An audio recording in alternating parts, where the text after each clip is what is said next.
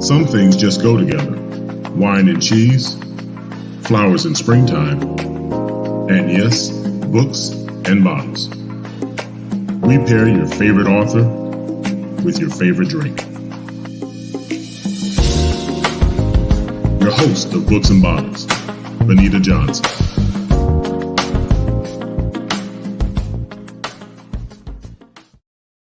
Hello and welcome to Books and Bottles. This is your show where we introduce you to your new favorite author and we pair it with wine or spirit. I'm your host, Benita Johnson.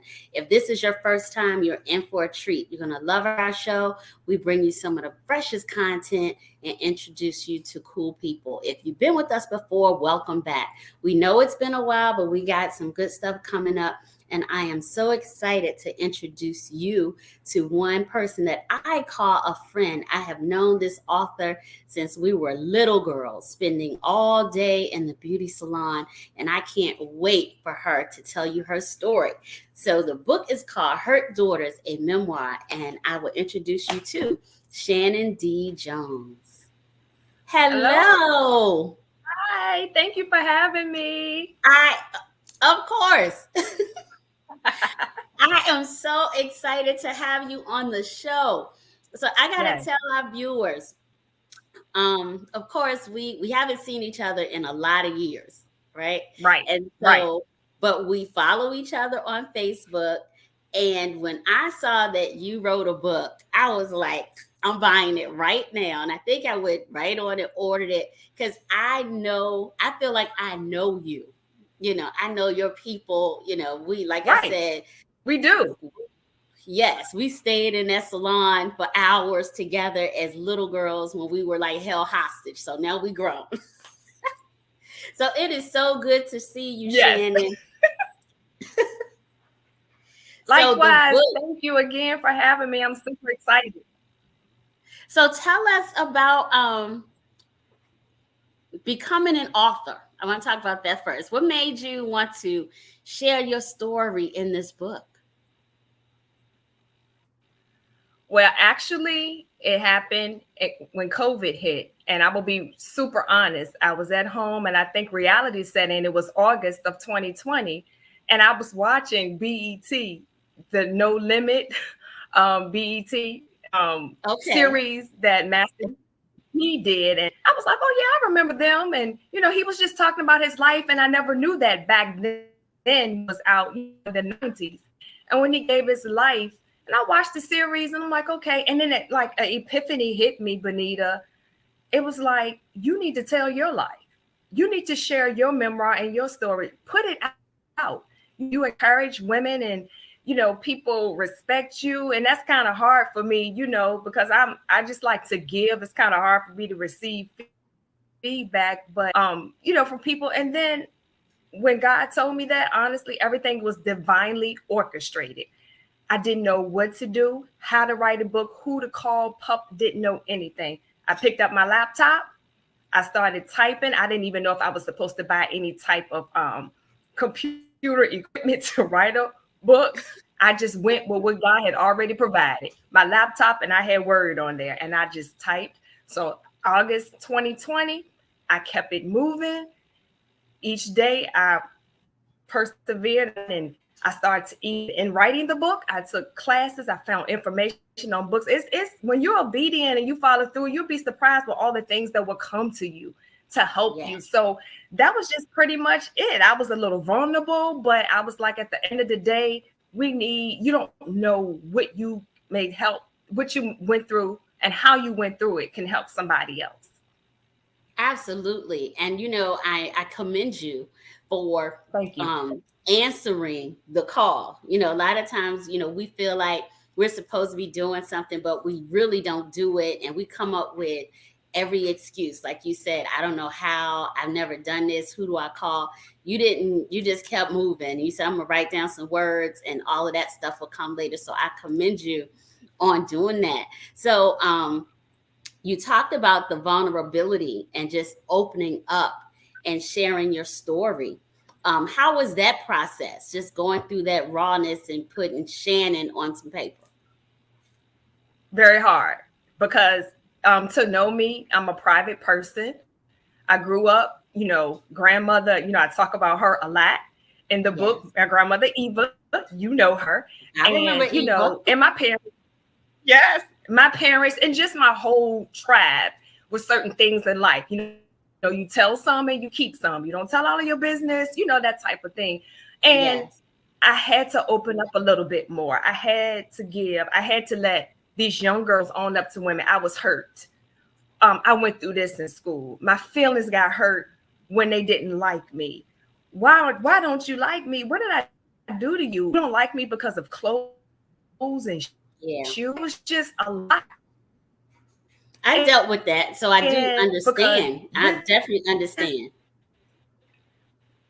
I understand, because you were pretty, you were fly, you had the nicest clothes, and there are some young people who were just, as they say now, just hating, Right. Yeah. Thank you. So let me see. Hopefully we're not breaking up too bad. So I want to talk about some of the most, and I don't like to tell the whole story because I want people to buy the book, and that's the most important thing for you to get your word out there and get your books out there. But at the end, one thing that I really liked about your book, it's called Hurt Daughters, and it talk about your pain, and a lot of these pains are relatable. But at the very end of each chapter is the little affirmation section is called Beautiful Daughters. And so what inspired you to kind of end each chapter with these very positive words? Hope, because there's hope in every adversity and all of the things we go through. And I felt like I shared a lot and I gave a lot of information. It was pain and it was hurtful. But at the end of the chapter, people with that, I wanted them to feel the positivity and know that whatever you go through, that God will be with you, guide you, and he will get you through it. And to know me, if I went through it and it was hard, I explained, I didn't tell every little thing, but it was hard. But if I could get through, I wanted you to get that hope. So when you went back to certain chapters, even if you had to go back into a certain chapter, read that positive. You're a beautiful daughter, one. I started off a hurt daughter, but I ended up a beautiful daughter because he brought me through that situation. So that's what I wanted to leave the readers with. So I just think it's so beautiful that you followed and you listened as a young person.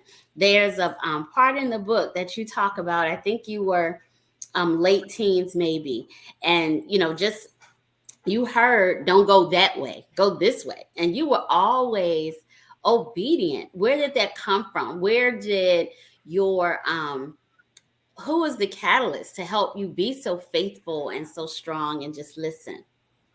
My family. And then, my dad always instilled in me to do the right thing. Do the right thing. And when I heard the voice of God, don't do that, it was pleasant. It was soothing. It was calming. It felt right. It was right. So I followed suit always. So how was that like going through, middle and high school, I think can be very challenging for girls. And, we can succumb to peer pressure. So how was that, staying on the good road, right? Staying on that straight and narrow and not succumbing to peer pressure. How were you received by your peers in school and other family members even? Well, peer pressure, for some reason, that was like water and oil that rolled off of me. I never, when I went to school, it was kind of casual. I had my one best friend. We hung out. We didn't have groups and stuff. I never paid attention to things like that.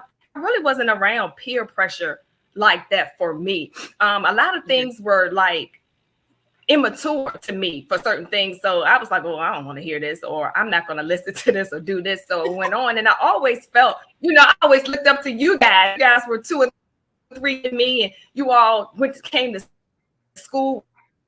You were studying National Society, and those. Yeah, we were a little older, and it does help when you have people to look up to. Yeah. So things, and my parents, like I said, I had a positive family vibe and people around me. So that wasn't bad. Peer pressure, no, but just the other little petty things that hurt my feelings a lot and it bothered me. And I'm like, what? But it was hard. I wasn't a fighter. I'm not gonna fight you or anything like that. And I did go through girls bumping me, trying to see what I would do and stuff like that on occasions, but I didn't. I just looked, I turned my head and just kept it moving. I never, let it bother me at the time. But when I got home, I would tell my parents, why?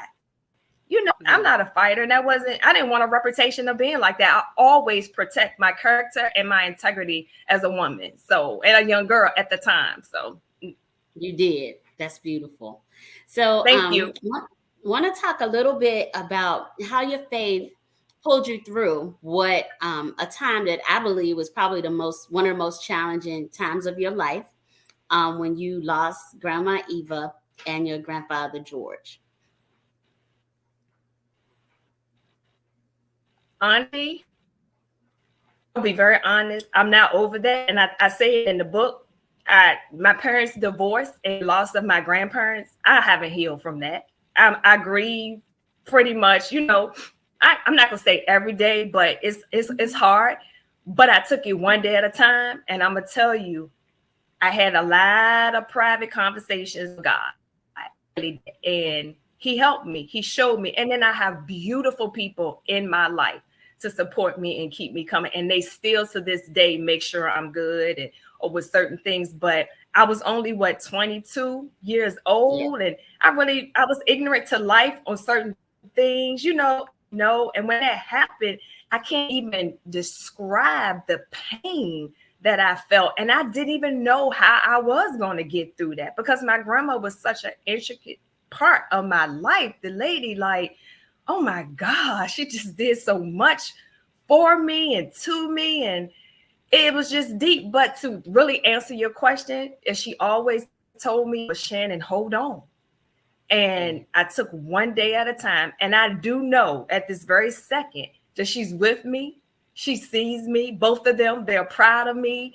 And I know and I believe that they are with me and they guide me as protection. And now the first 22 years of my life, I took everything that they put in me and instilled in me. And that's how and why I am the woman I am today. You are. And, I was, after maybe a couple of weeks ago, I was talking to my aunt lady, Aunt Betty, and I was telling her, I said, Shannon wrote a book. And she said, Eva's granddaughter. Girl, the conversation was not about Shannon anymore. She went right back because she loved some Eva. And so we had this very fun conversation about your grandmother. So I do know that she left a great legacy for you and your sister. Yeah, she did. Yeah. So we're going to take a quick break, but you don't go anywhere because we have some wonderful ladies backstage that we want to bring on to talk about what they do. They have an organization called Wine, Women, and What If. So I want to introduce you to Miss Nikki Miller and Rhonda Van. Hey, Nikki. Hey, Rhonda. Hi. How y'all doing? Hello, ladies. Doing well. First, I need to know, what is Wine, Women, and What If? Oh, my goodness. It's kind of like you all just demonstrated Wine, Women, and What If so nicely. Rhonda and I are just two good girlfriends that, just love talking about life and love talking about how we're trying to evolve as women. I think in listening to you and Shannon's conversation, there's so many things that you grow up thinking like, oh, you need to get married at this time and you need to have a job and you need to stay in that job and make it a career and all these different things that you're taught. Whereas, the world is still our oyster. As long as we have breath in our bodies, we're able to just come and do all the things that we want to do, whatever that is. And so Rhonda and I have a podcast where we do just that. It's conversations that you would have with your closest friends. and we're just sipping on good glasses of wine. We're Okay. moving beyond that whole box thing that they kind of put us in as Black folks of, Mhm. oh, they like real sweet wines, your basic Stella Rosas and, Moscatos and things. And so we just broaden our horizons while broadening our minds around, the possibilities. And that's where the what if portion comes in, I where like we just, that. look to see what we can do beyond what we're thinking on a particular topic or about a particular thing.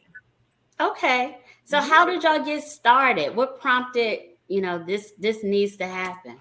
So we both are in STEM related fields Okay. and get super stressed because definitely we're not seen often at the table.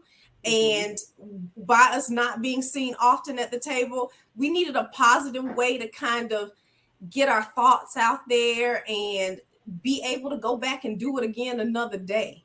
And to Yeah. even, venture beyond, what is the next for us? How can we elevate ourselves in this space also? So it came about real organic, like we worked together, but we were and just became really close friends in that space.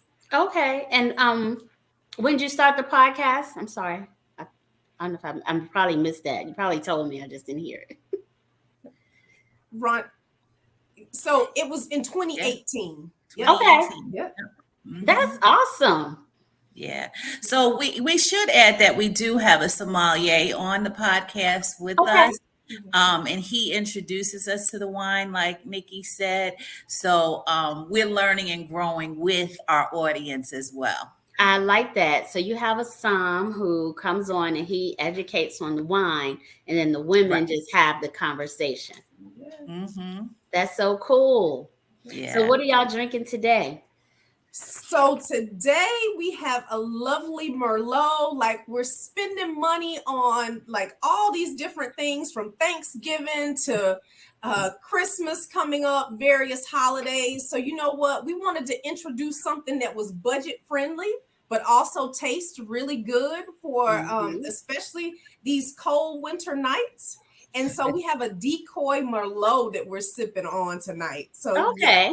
I know Decoy. Yes. I know Decoy. So you mentioned Thanksgiving. So do you have any favorite wines that you consider like crowd pleasers? You're having folks coming over. What's your wine shopping list look like?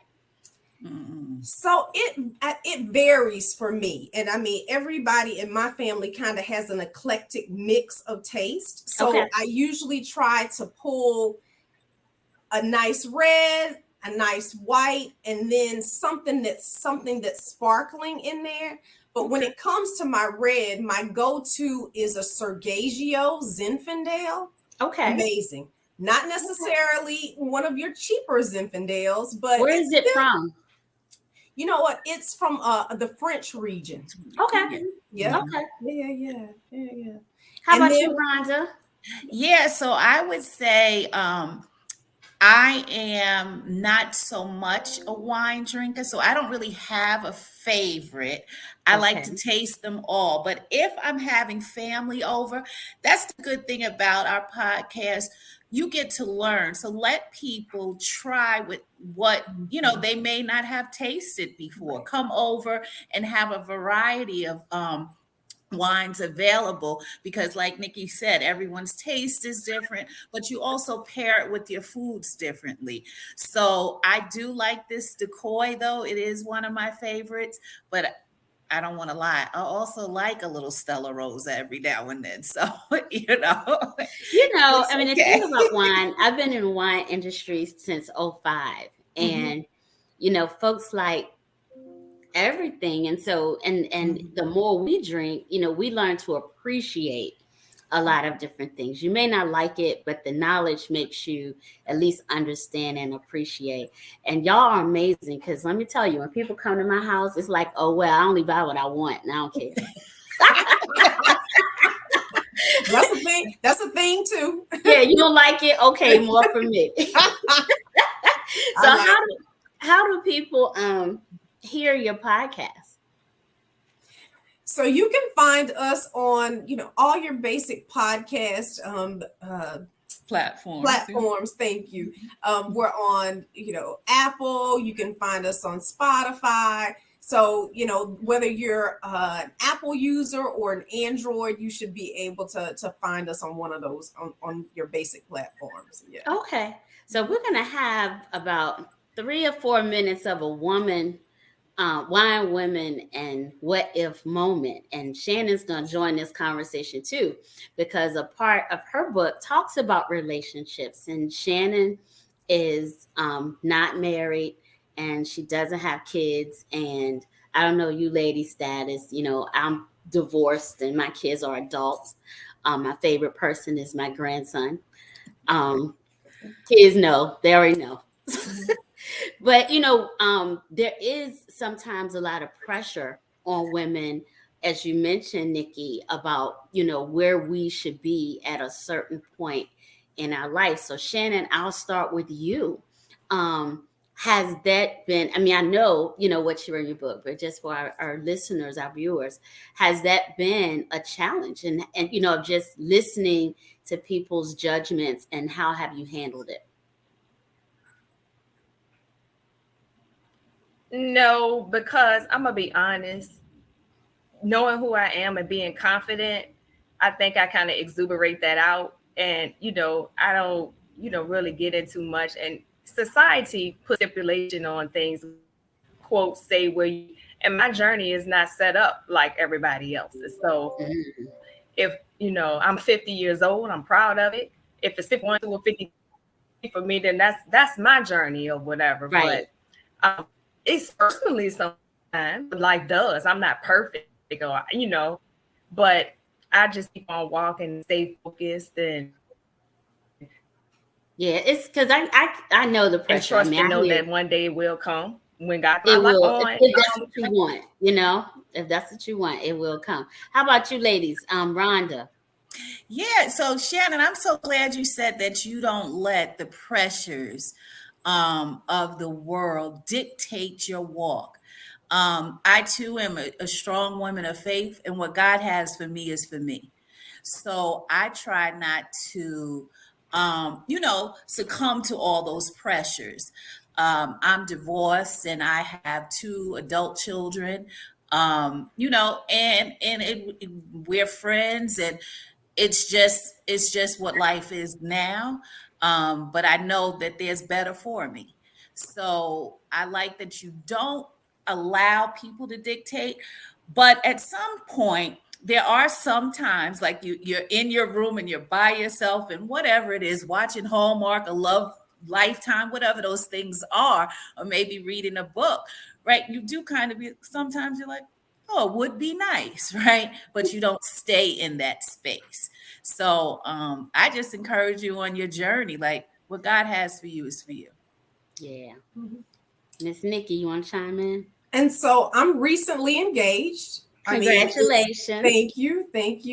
This will be my first marriage. I do not have any children. Okay. And I like you ladies have stated, I think that by being rooted in faith, it's a process that doesn't keep you there. I can't say that the thoughts haven't in some ways maybe take a breath or take a beat when it comes to where you want to be, because I think we all set goals for ourselves and want to strive to move whatever that next is.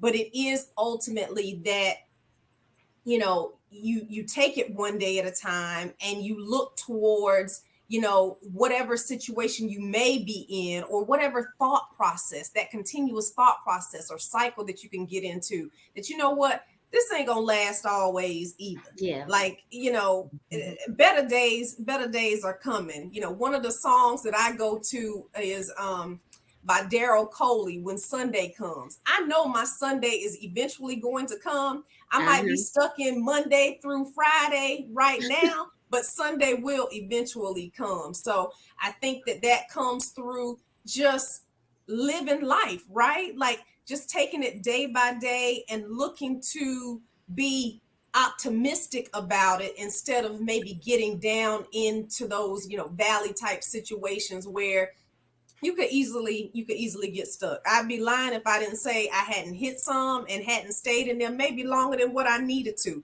But ultimately, don't we all? Right. Like ultimately, on the way up. So don't we all? right. But I loved everybody's answer. Was definitely, we have our own journeys and we're going to walk on our journeys. And there's a strong message of faith that we all have. So I appreciate that. So Shannon, how can we buy your book? How can people get your book?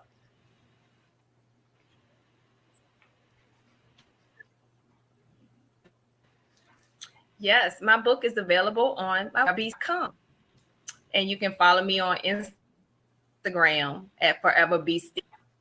What was that? Because I think it broke up a little bit. Say it one more time.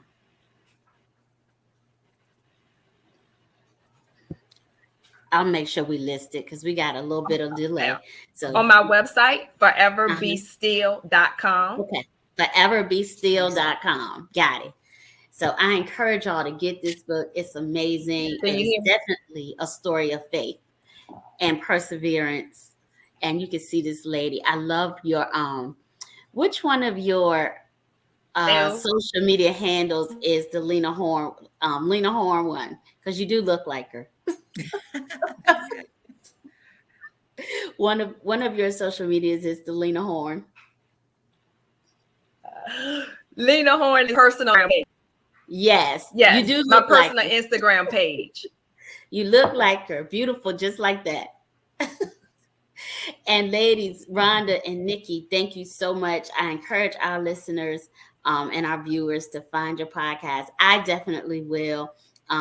Hit me up. I love to be on your show and just talk. Absolutely. I too am a somm, so I can bring my own wine. So Hey. just hit me up and let's talk. Yes. Thank you so much for being on the show. To our viewers, we thank you for tuning in. Again, if we have authors who would like to be on our show, send me your book, but also email us at info@groseprod.com. Thank you so much for tuning in to Books and Bottles, and we will see you again next week. Cheers. Cheers. Camped out at home for COVID? Join us, Indie TV, where you will see the talk shows, movies, drama, action, and comedy. Be the first and see it first. Sign up now for free at